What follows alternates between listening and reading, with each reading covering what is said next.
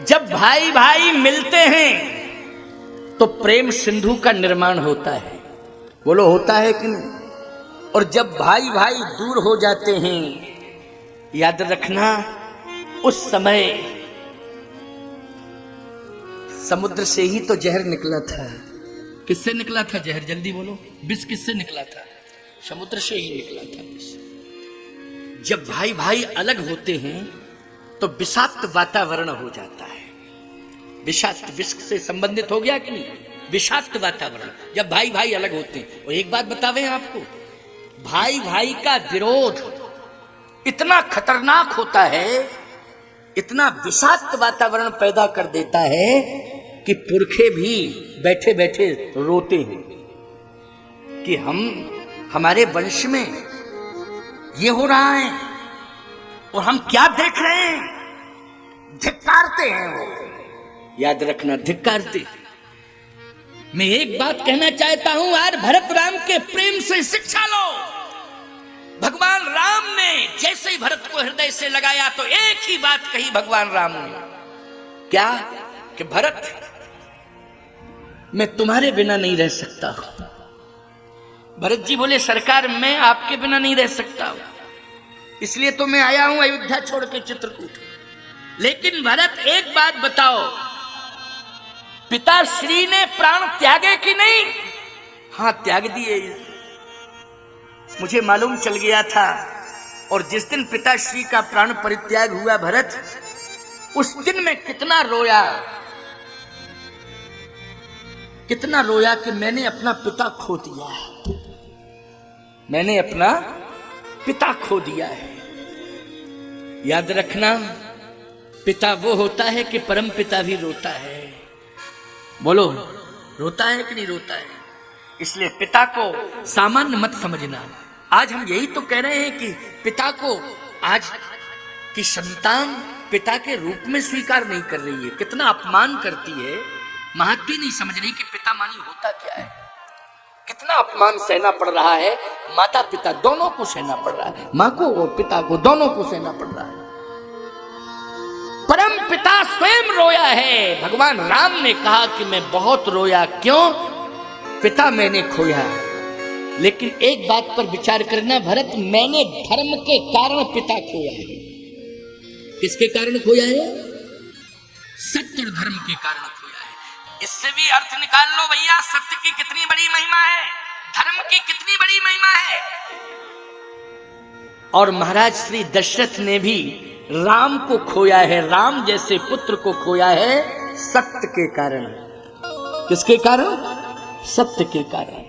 भगवान ने कहा, भरत राखे उराए सत्य मोहि त्यागी, राखे उराए सत्य मोहि त्यागी, तन पर हरे प्रेम बन लागी, तन पर हरे प्रेम बन लागी, तन पर हरे प्रेम बन लागी, तन पर हरे प्रेम बन लागी, राखे उराए सत्य मोहि त्यागी।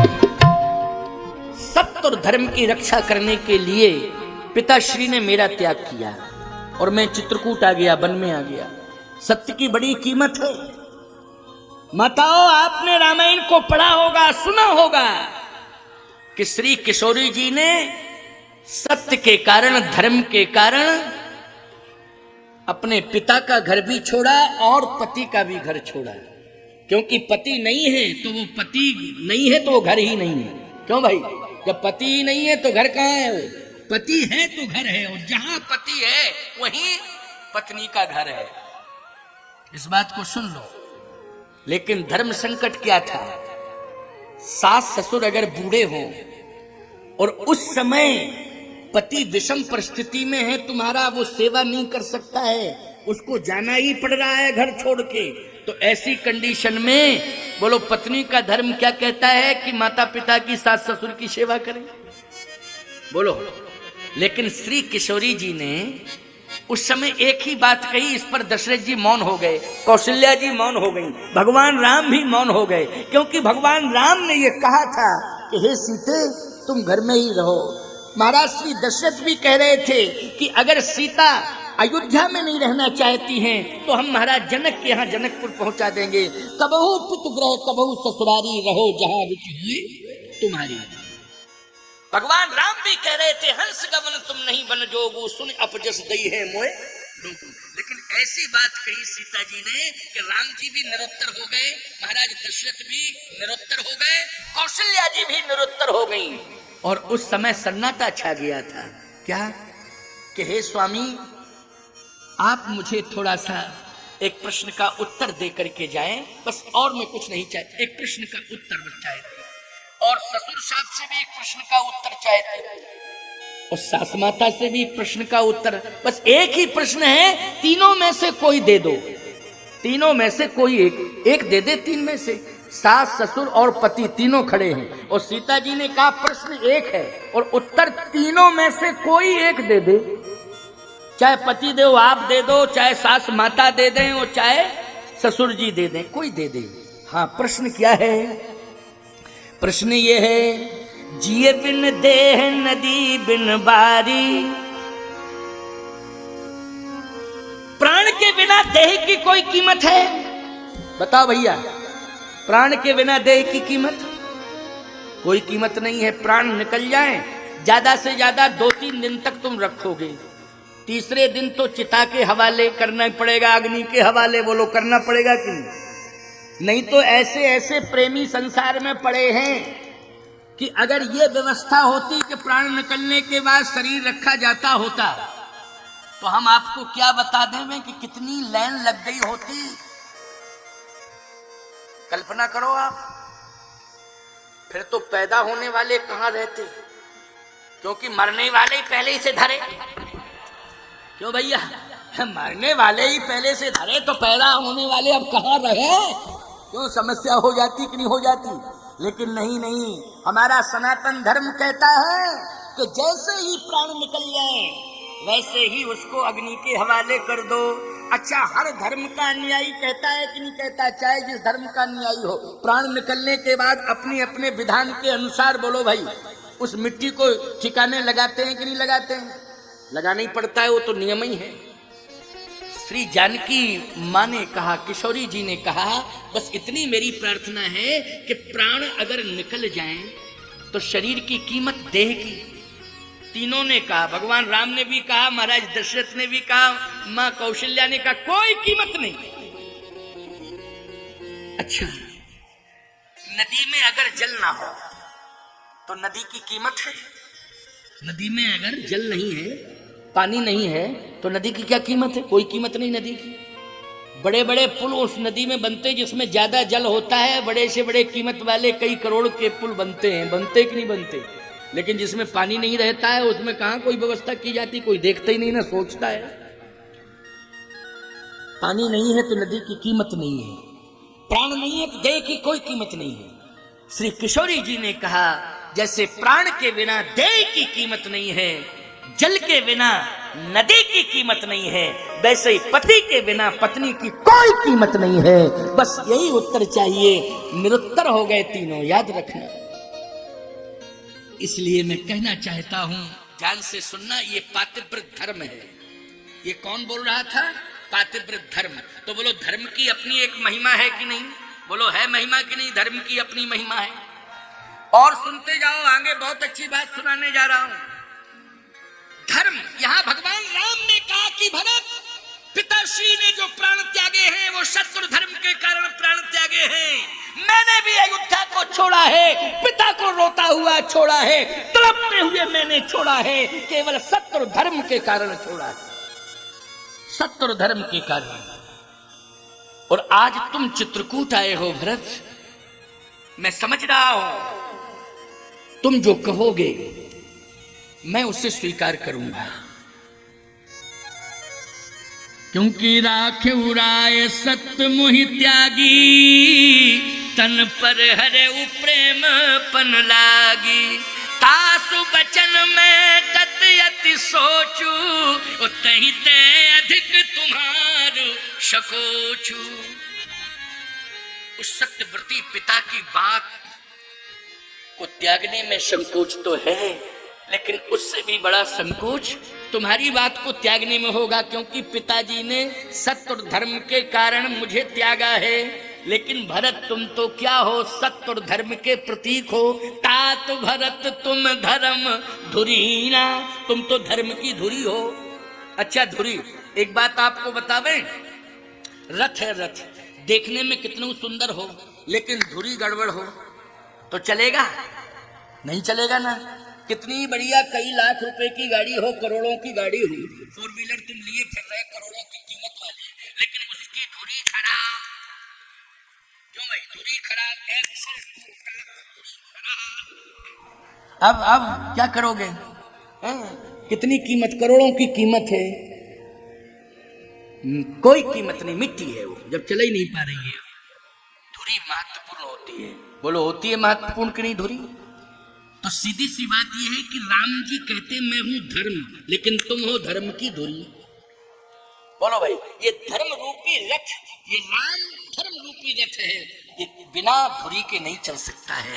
भरत, तुम्हारे बिना राम चल ही नहीं सकता है, तुम्हारे बिना राम का कोई अस्तित्व नहीं है भरत। इसलिए तुम राम के अस्तित्व को बचा लो।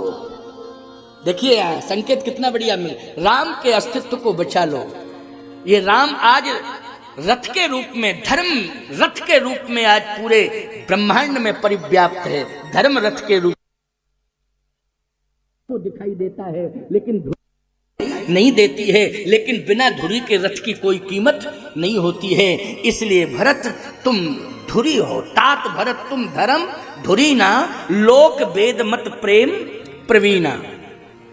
बस इतनी चर्चा ही हो रही थी। अब और सुन लो बात। भरत जी महाराज तो एक ही शब्द कह रहे हैं कि प्रभु आपको कुछ कहने की जरूरत ही नहीं है, आदेश देने की जरूरत है केवल, बाकी आपको और कुछ नहीं कहना है मुझसे, केवल मुझे आदेश देना है। आप आदेश दीजिए कि मुझे क्या करना है। भगवान राम ने कहा भरत एक बात और सुन लो, तुम मेरे भाई भी हो, धर्म की धुरी तो हो, लेकिन तुम लोक व्यवहार में मेरे क्या हो? लोक व्यवहार में क्या है जल्दी बोलो? भाई हो। और भरत तुम मेरे भाई हो, मैं तुम्हारा भाई हूं। जानते हो भाई किसे कहते हैं? संपत्ति बांटने वाले को भाई नहीं कहते हैं भरत। संपत्ति बांटने वाले को भाई नहीं कहते हैं भरत। जो भाई भाई की विपत्ति को बांटता है, विपत्ति बांटने वाले को भाई कहते हैं। इसलिए आज राम के सामने विपत्ति आ गई है, तुम मेरे भाई हो। मेरे भाई, तू अपने बड़े भाई की विपत्ति को बांट ले, बड़े भाई की विपत्ति को बांट ले। और सबसे बड़ी विपत्ति यही है कि तेरी बात मान करके मैं अयोध्या लौट चलूं, या पिता की बात मान करके मैं वन में रह जाऊं। ये धर्म संकट, बोलो है धर्म संकट की नहीं? इसलिए विपत्ति बांटने वाले को भाई कहते हैं। भाई को भुजा भी कहते हैं, बोलो कहते हैं कि नहीं? भाई को क्या कहते हैं? भुजा कहते हैं। याद रखना, शरीर के संपूर्ण अंगों में सबसे ज्यादा महत्वपूर्ण होती है भुजा। अब आप कह सकते हो कि पैर होते हैं, पैर नहीं है तो चल नहीं सकते।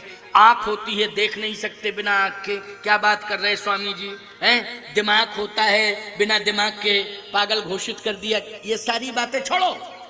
मैं एक बात कहता हूं, भुजा क्यों कहा जाता भाई को, और हाथ की सबसे बड़ी कीमत क्यों है? शरीर के संपूर्ण अंगों में सबसे ज्यादा महत्वपूर्ण हाथ होता है।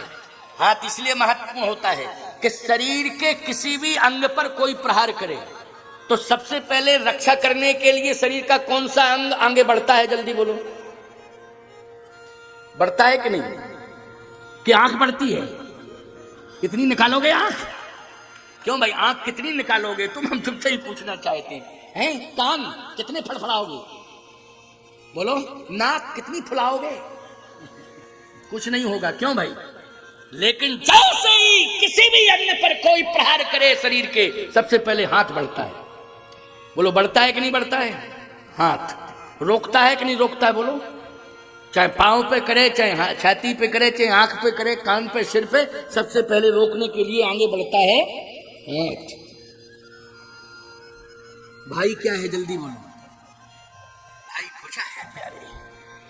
इसलिए याद रखना, तुम कहते हो कि मैंने इतने मित्र बना लिए हैं, संकट में मेरा मित्र साथ देगा।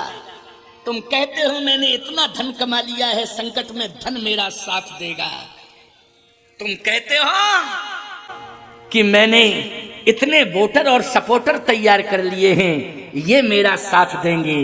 मैं एक ही बात कहना चाहता हूं, ये सब समय आने पर तुम्हें धोखा दे देंगे, लेकिन तुम्हारा संकट में यदि साथ दे सकता है तो वो भाई दे सकता है, और कोई नहीं दे सकता है प्यारे, भाई दे सकता है।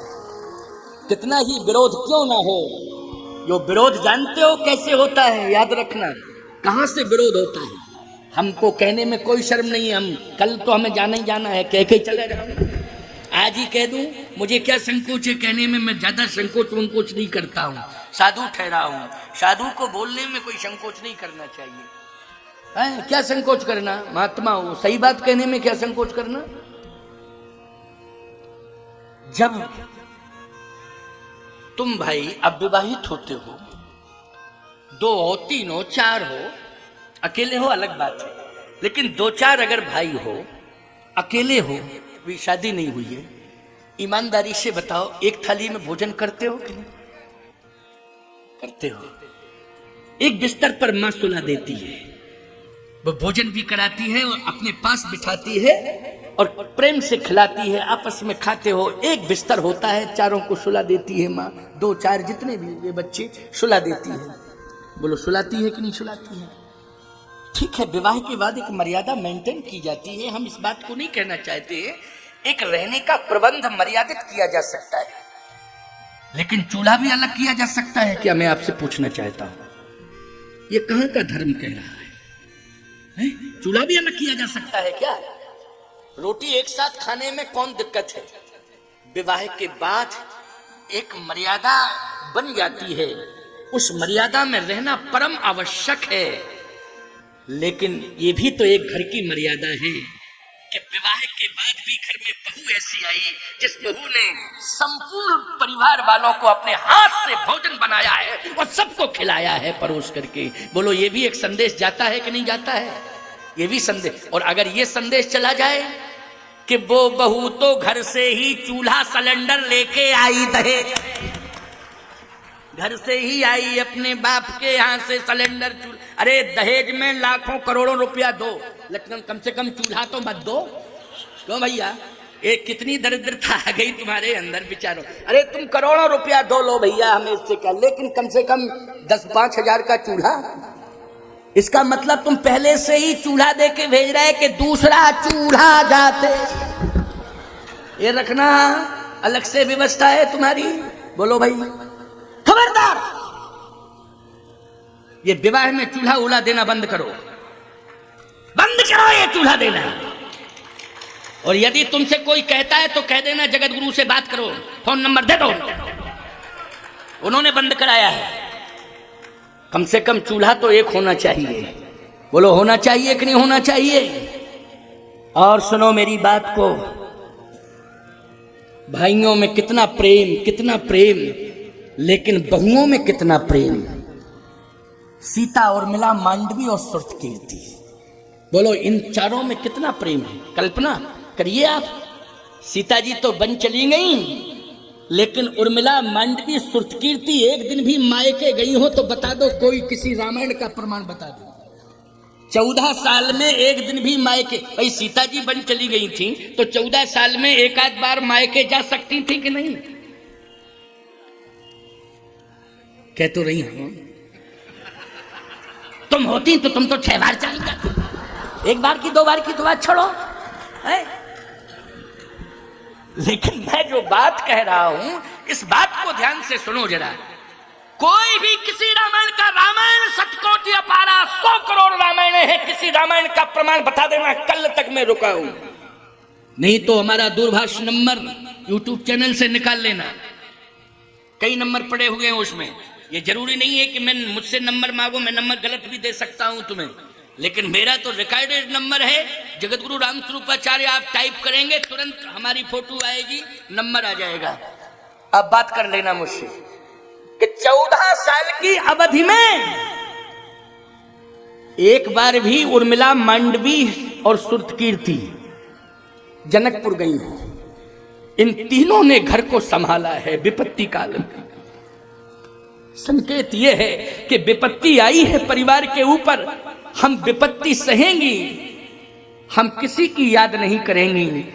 जिस खानदान में हम हाथ पीला करके आई हैं उस खानदान की प्रतिष्ठा को बचाएंगी, यह संकल्प लिया था उर्मिला, मांडवी और सुरतकीर्ति ने। ये बहनों का कर्तृत्व और व्यक्तित्व है। वो बहनें भले ही हैं लेकिन बहू बन के आई हैं। क्या बन के आई हैं?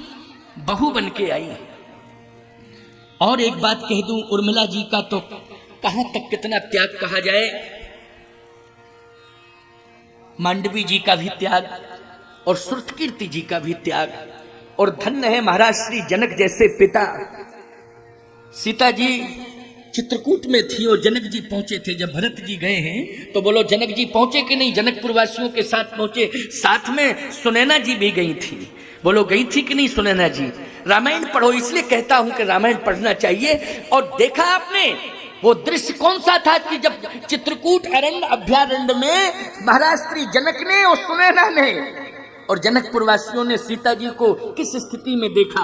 क्या केवल सीता जी साध्वी के वस्त्र धारण किए साध्वी भेष में थी? वो साध्वी भेष में थी यही देखा? नहीं नहीं, मंदाकिनी के तट पर बैठी है और एक पत्थर की चट्टान है, स्फटिक शिला। जो आज चित्रकूट आप जाते हो स्फटिक शिला है, स्फटिक शिला पर बैठी है। और जिस समय जनक जी आ रहे थे, भरत जी महाराज का और राम जी का मिलन हो रहा था, मिलने के बाद बैठ के बातचीत वार्ता चल रही थी, लेकिन पात्र नहीं है प्यारे।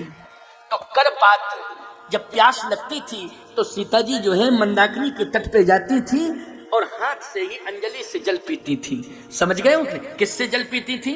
अंजलि से जल पीती थी। प्यारे याद रखना, यहाँ प्रमाण एक मिलता है, जल को गए हैं लखन लरिका, परखों पिए छाए घड़ी खोए ठाड़े, जल लेने के लिए गए हैं। याद रखना, पत्तों का पात्र बना लिया था लक्ष्मण ने। किसका पात्र बनाया था? पत्तों का पात्र। दोना बनता है ना, दोना, बोलो उसमें दूध भी ले लेते हो, उसी में तुम मिष्ठान भी रख लेते हो, दाल भी रख लेते हो, क्यों भाई? और उसी में तुम मिष्ठान भी, पानी भी रख लेते हो, पानी भी पी लेते हो। बोलो पी लेते हो ना पत्ते के दोने में, तो पत्ते का पात्र। लेकिन जब स्वयं जल पीती थी जानकी जी, राम जी तो स्वयं अंजलि से। किससे? अंजलि से। अब सुनते जाओ, एक एक बात सुना रहा हूं, चित्रकूट की बात ही सुन। उधर अयोध्या में गया था, केवल एक उदाहरण देना चाहता था कि भगवती श्री जानकी जी से ये कहा था, कबहू पितुग्रह कबहू ससुरारी, रहो जहां रुचि हो तुम्हारी। वो तो श्री जानकी जी प्रभु राम के साथ चल दी, लेकिन उर्मिला, मांडवी और सुरतकीर्ति ये तीनों बहनें तो अयोध्या में रही, लेकिन अयोध्या में रही 14 साल पूरे व्यतीत हो गए, एक बार भी मिथिला की ओर नहीं देखा, एक बार भी नहीं देखा। क्योंकि विपत्ति मिथिला के ऊपर नहीं आई थी, विपत्ति आई थी निमवंश में, विपत्ति नहीं आई थी रघुवंश में, विपत्ति आई थी। बोलो आई थी कि नहीं आई थी? मिथिला में विपत्ति नहीं आई थी, अयोध्या में विपत्ति आई थी। लेकिन देखें आप कितना आदर्श स्थापित किया है उर्मिला, मांडवी और सुरतकीर्ति ने और भगवती श्री जानकी जी ने, चारों बहनों ने। इसलिए मैं कहना चाहता हूं कि आज बेटियों को तुम सीता बनाओ, बेटियों को उर्मिला बनाओ, बेटियों को मांडवी बनाओ, बेटियों को संस्कार दे करके सुरतकीर्ति बनाओ माताओं। आज मैं इस मंच से आवाहन कर रहा हूं कि बेटियों को सीता, उर्मिला, मांडवी, सुरतकीर्ति बनाने की जरूरत है। बोलो है कि नहीं? बेटों को राम, लक्ष्मण, भरत, शत्रुघ्न बनाने की जरूरत है। बोलो है जरूरत कि नहीं? तभी तो रामराज जाएगा।